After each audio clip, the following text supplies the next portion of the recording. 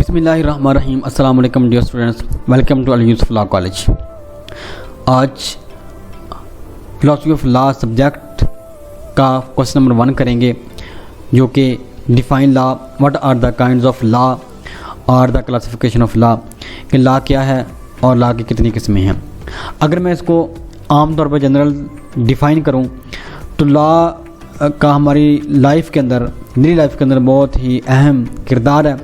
जब हम कोई भी काम करते हैं या कोई भी गेम खेलते हैं तो हम उसके लिए रूल्स और रेगुलेशंस को डिफ़ाइन कर लेते हैं कि हम इन रूल्स और रेगुलेशंस को फॉलो करेंगे, जो कि दोनों पार्टीज़ के लिए होंगे। मतलब ये कि कोई भी काम जो है प्रॉपर तरीके से करने के लिए लॉ का होना बहुत ज़रूरी है।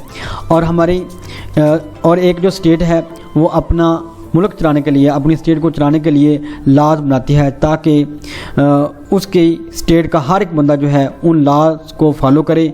और वो जो लॉज हैं वो हर एक बंदे के लिए, हर एक फ़र्द के लिए, हर एक इंडिविजुअल के लिए सेम होते हैं और वो हर एक पे अप्लाई होते हैं, ताकि वो स्टेट जो है प्रॉपरली रन हो सके। तो आज हम इसी लॉ के बारे में बात करेंगे। तो चलते हैं कि लॉ क्या होता है। फर्स्ट ऑफ ऑल हम इसके इंट्रोडक्शन की तरफ आते हैं। Law mean the rules and regulations which are set by the state are enforce by the state. जैसा कि मैं पहले कह चुका हूँ कि लॉ का मतलब वो रूल्स और रेगुलेशंस होते हैं जो कि एक स्टेट बनाती है और फिर उसको अपने जो लोग होते हैं उनके ऊपर इन्फोर्स भी करती है। One has to admit this reality that the concept of law has not come to existence at once, but it has developed with different passages of the time for the administration of human society. यहाँ पे वो ये कह रहा है कि जो law का कंसेप्ट है वो सिर्फ एक ही बार नहीं आ गया, बल्कि ये with the passage of time society के मुताबिक जो है वो चेंज होता रहता है। Law is not provided in single shape or form, but it has classified into different forms in different circumstances and according to the needs of the state. यहाँ पर वो ये कह रहा है कि जो लॉ है उसकी कोई एक सिंगल शेप नहीं है, और बल्कि उसकी बहुत सारी शेप्स हैं और जो कि स्टेट की नीड्स के मुताबिक चेंज होती रहती हैं। अगर हम लॉ के मीनिंग के बारे में बात करें तो जो वर्ड लॉ है वो एक लातीनी टर्म लैग से निकला है, जिसका मतलब है फिक्स्ड रूल। जनरल डेफिनेशन की तरफ आते हैं। The rules and regulations enforced by the state are called law, कि वो तमाम रूल्स और रेगुलेशंस होते हैं जो कि एक स्टेट इन्फोर्स करती है, इम्पोज करती है, वो लॉ कहलाते हैं। अगर हम अकॉर्डिंग टू द सालमेंट, यानी कि सालमेंट के मुताबिक बात करें तो law is the name of those codes which lead human attitude, कि लॉ उन तमाम कोड्स का नाम है जो कि इंसानी रवैये की क़यादत करते हैं। अकॉर्डिंग टू द ब्लैकस्टोन के मुताबिक law is the name of those codes and rules which are applied indiscriminately to every personal, यानी कि जो लॉ है वो उन तमाम रूल्स और रेगुलेशंस का नाम है जो कि हर एक बंदे के ऊपर बिला इम्तियाज़ अप्लाई किए जाते हैं। अकॉर्डिंग टू द ऑस्टिन के मुताबिक लॉ जो है, law is the order of command of sovereign which is backed by sanction, यानी कि ये लॉ जो है वो जो बादशाह है उसका ऑर्डर होता है, उसकी कमांड होती है, जो कि तमाम लोगों के ऊपर अप्लाई की जाती है, जो कि तमाम लोगों के ऊपर अप्लाई करने की मंजूरी दी जाती है। इम्पोर्टेंस ऑफ लॉ के अंदर हम ये बात करेंगे कि लॉ क्यों बनाया जाता है, कि लॉ बनाने का जो रीज़न है वो क्या है, लॉ क्यों बनाए जाते हैं। तो first of all application without discrimination, यानी कि बिला इम्तियाज़ कोई भी काम करने के लिए लॉ बनाया जाता है। अगर मेंटेनेंस पीस एंड सिक्योरिटी, यानी कि माशरे के अंदर अमन व अमान को मेंटेन करने के लिए लॉ बनाया जाता है। प्रॉस्पेरिटी इन सोसाइटी, माशरे के अंदर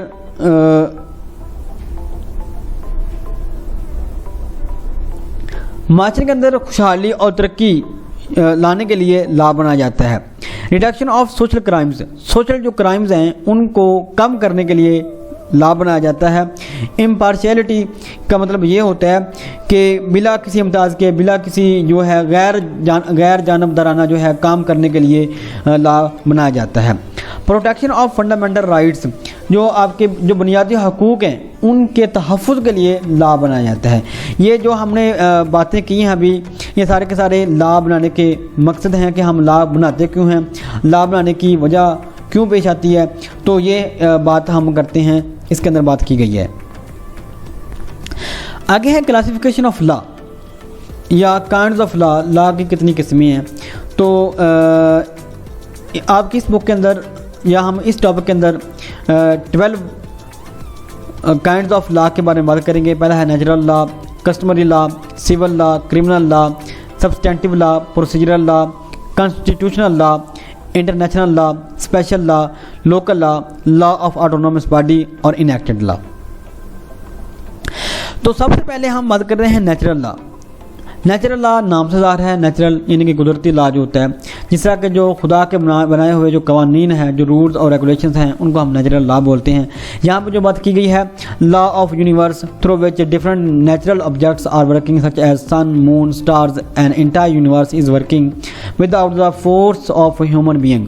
यानी कि वो कहता है कि यहाँ पे लॉ यूनिवर्स का जो कायनात का जो लॉ होता है, जिसके ज़रिए जो है जो नेचुरल ऑब्जेक्ट्स है, जिस तरह के सन है, सूरज है, चांद, सितारे जो हैं वो अपना काम कर रहे होते हैं बिला किसी इंसानी फोर्समेंट के, तो ये नेचुरल लॉ होता है। जिस तरह के जो सन है वो जो सूरज है वो कब तुलू होता है, सूरज कहाँ से तुलू होता है, तो ये जो सारे हैं कहाँ से तुलू होना है और कहाँ पे गुरूब होना है सूरज का, तो ये जो है ये एक नेचुरल लॉ है जो कि खुदा ने बनाए हुए हैं और इसे इंसान भी चेंज नहीं कर सकता। आगे है जी कस्टमरी लॉ। कस्टमरी लॉ नाम से ज़ाहिर है, कस्टमरी लॉ यानी कि जो कस्टम्स, जो हमारे रवायात हैं, जो वो जो लाज हैं जो हम रवायात बना लेते हैं, यानी कि हर एक जो लोकेलिटी होती है, हर एक जो इलाका होता है उसकी अपनी कुछ रसूमात होती हैं और उन रसूमात को, वो जो रसूमात हैं वो कस्टमरी लॉ कहलाते हैं।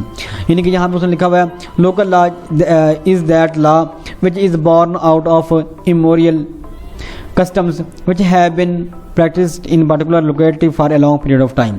यानी कि वो यहाँ पे ये कह रहा है कस्टमरी लॉ वो लॉ होते हैं जो कि जो रवायात से, रसूमात से लिए गए होते हैं और वो जो ख़ास लोग होते हैं, ख़ास लोगों के ऊपर बहुत ही लॉन्ग पीरियड ऑफ टाइम जो है वो उसके ज़रिए वो अपना काम कर रहे होते हैं।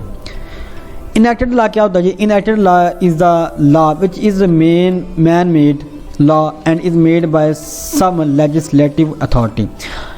इनएक्टेड लॉ वो लॉ होते हैं जो कि इंसान ही बनाते हैं। इंसान कौन? यानी कि जो लेजिस्लेटिव होते हैं, जो कि कानूनदान होते हैं, जो कि इंसान का बनाया कानून होता है ना, उसको हम इनएक्टेड लॉ बोलते हैं। सिविल लॉ कौन सा होता है जी? सिविल लॉ वो लॉज होता है जो जिसके अंदर जो सिविल राइट्स हैं और जो ड्यूटीज़ हैं, यानी कि जो एक शहरी के राइट्स और ड्यूटीज़ हैं वो बताई गई होती हैं, ठीक है। और इनको enforce by the civil courts, और इनको इन्फोर्स करते हैं जी सिविल कोर्ट। अगर कोई बंदा सिविल राइट्स को तोड़ता है तो उसकी सज़ा के तौर पर उसको जो है वो उसके तलाफ़ी के लिए उसे रकम जो है वो पे करना पड़ती है, ठीक है। आगे है जी क्रिमिनल लॉ। क्रिमिनल लॉज वो लॉज होते हैं जो कि जिनकी मदद से हम सोसाइटी के अंदर से क्राइम्स को ख़त्म करते हैं और इनको जो क्रिमिनल कोर्ट्स हैं वो इन्फोर्स करती हैं। अगर कोई बंदा इन क्रिमिनल लॉज को तोड़ता है तो उसको फ़िज़िकल पनिशमेंट दी जाती है, जैसा कि अगर बंदा जो है उसको जो है वो जेल में बंद कर दिया जाता है या उसको फांसी दी जाती है। आगे है जी सब्सटेंटिव लॉ। सब्सटेंटिव लॉ कौन से होते हैं जी? It means the substance of law. Substantive law which does not provide the procedure of legislation but only determines the rights and duties which are main purpose and objective of law। यहाँ पर वो ये कहता है, simple सी बात है, substantive law वो laws होते हैं जिसके अंदर जो एक शहरी होते हैं उसके हकूक़ और उसकी जो ड्यूटीज़ हैं वो ड्यूटीज़ बताई गई होती हैं कि ये उसके हकूक़ हैं, ये उसकी ड्यूटीज़ हैं, ये काम उसने नहीं करना, उनके बारे में बात की गई होती है। जिस तरह के मर्डर जो है वो एक नहीं करना, ठीक है, ये एक यानी कि ये एक सब्सटेंटिव लॉ है कि जो मर्डर है ये एक क्राइम है। यानी कि जिससे इसके अंदर जैसे ये बताया गया होता है कि ये जो है ना ये राइट्स हैं और ये ड्यूटीज़ हैं। ये यानी मर्डर जो है ये क्राइम है, या अब रेप जो है ये एक क्राइम है, ठीक है। तो ये क्राइम के बारे में बताया गया होता है, ठीक है। प्रोसीजरल लॉ में क्या होता है, अगर कोई बंदा सब्सटेंटिव लॉज को तोड़ता है, ठीक है, तो उसके बारे में उसकी जो सज़ा क्या है। सब्सटेंटिव लॉ जब एक बंदा तोड़ता है, यानी कि जो चोरी करता है या रेप करता है, तो ये वो अपनी ड्यूटी या जो अपने काम जो है उसको गलत कर रहा है, तो जो प्रोसीजर लॉ है उसके अंदर वो प्रोसीजर दिया होता है जिसकी बेस पे उसको सज़ा दी जाती है। The law which provide the proper procedure for the legislation and which is particularly applied in our civil and criminal courts are called procedural law. यानी कि इसके अंदर पूरा प्रोसीजर दिया होता है कि एक बंदा अगर कोई सब्सटेंटिव लॉ को तोड़ता है तो उसका एक पूरा प्रोसीजर दिया होता है कि किस तरह से उसको सज़ा देनी है और उसको कितनी सज़ा देनी है, ठीक है। आगे जी special law, the law which is not applicable to the whole country but is made for a specific class of person और for specific locality is called the special law. वो कहते हैं कि ये जो स्पेशल लॉ है ये apply तो पूरी कंट्री के ऊपर होता है, लेकिन पूरी कंट्री के जो एक स्पेशल क्लास के जो लोग होते हैं उनके ऊपर अप्लाई किया जाता है। यानी कि पूरी कंट्री के अंदर जो स्पेशल लोग होते हैं, जो स्पेसिफिक लोग होते हैं, उनके ऊपर ये स्पेशल लॉ जो है वो अप्लाई किया जाता है। आगे जो लोकल लॉ या जनरल लॉ, ये लोकल लॉ या जनरल लॉ एक ही बात है। ये local law is the law which is applicable to all person things and events within the territory of the state. It is also called the general law और the territorial law. वो कहते हैं इसके तीन नाम हैं, local law भी इसे बोलते हैं, जनरल लॉ भी बोलते हैं, टेरिटोरियल लॉ भी बोलते हैं। अब ये वो लॉ होता है जो कि एक जो स्टेट होती है उसका एक ख़ास इलाका होता है, उसके तमाम लोगों के ऊपर, तमाम चीज़ों के ऊपर अप्लाई किया जाता है, ये वो लॉ होता है। आगे है जी constitutional law. Constitutional law is the supreme law of the land which is applied in all the state and it is made by the sovereign authority of the state। यहाँ पर ये कहता है जो कॉन्स्टिट्यूशन लॉ होता है ये एक सुप्रीम लॉ होता है किसी भी मुल्क का, और ये उस स्टेट के ऊपर पूरी की पूरी जो स्टेट है उसके ऊपर अप्लाई किया जाता है, और इसको बनाने वाला उस स्टेट की सॉवरेन अथॉरिटीज़ होती हैं, यानी उसका बादशाह होता है। आगे जी international law. International laws are those laws which consist of those rules through which relations between the states are governed और by which international relations are so created. यहाँ वो ये कहता है सिंपल सी बात है, वो कहता है इंटरनेशनल लॉज वो लॉज होते हैं जिनकी वो या रूल्स और रेगुलेशंस होते हैं जो कि दो मुल्क जब आपस में कोई रिलेशनशिप कायम करते हैं या कोई मुआहदे करते हैं या कोई चीज़ किसी चीज़ का लेन देन करते हैं तो वो उन्होंने लॉ बनाते हैं उन चीज़ों को, यानी कि जो भी लेन देन करते हैं तो उसके लिए जो लॉ बनाते हैं that is called international law होता है। Law of autonomous body, the law are also called autonomous law और bylaws. These laws are for those institutions or departments which is internally autonomous. The law are not applicable to private persons.